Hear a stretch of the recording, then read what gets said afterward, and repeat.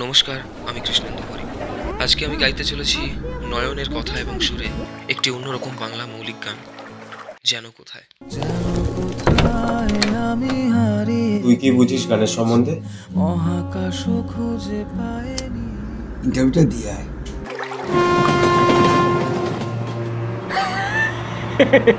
আমি বাস্কিং করি, ভিক্ষা করি না, বুঝলে? তাহলে কি বুঝলি নয়ন? ভিক্ষা করবি, ভিক্ষা করি যেতে হবে। একা বাঁচতে শেখ নয়ন।